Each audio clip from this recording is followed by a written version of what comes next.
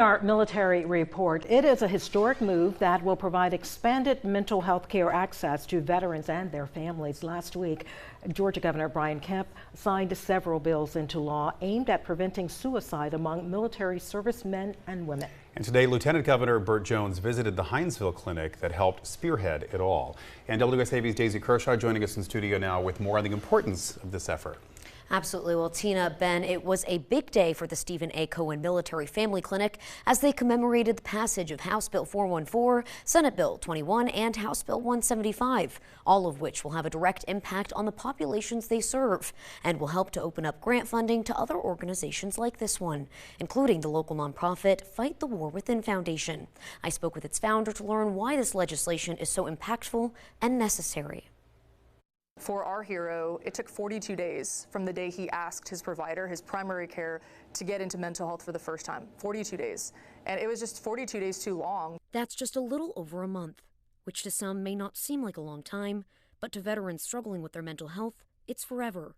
Widow Miranda Briggs hopes her experience and her foundation will get help to those who need it quickly. Funds like this, oh my gosh, this has been what we've needed for so long. Miranda Briggs founded the Fight the War Within Foundation in 2020 in honor of her late husband Garrett, a veteran and loving father who served in the military for 5 years, many of those in Savannah.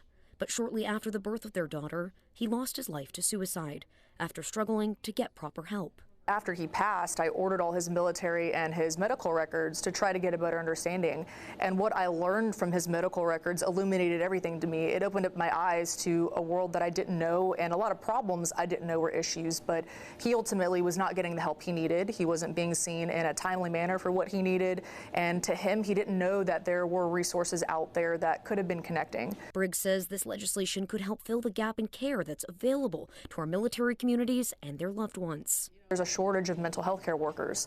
So a lot of people are falling in between the gaps of needing care, being put on a wait list. She says the additional funds will help save lives by breaking down barriers to seeking support for others like her husband.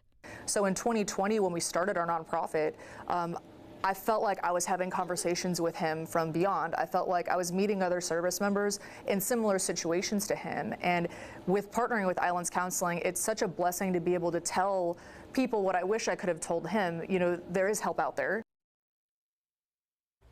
Applications for those grant funds will soon be available, and behavioral health care providers that treat military service members and veterans are encouraged to apply.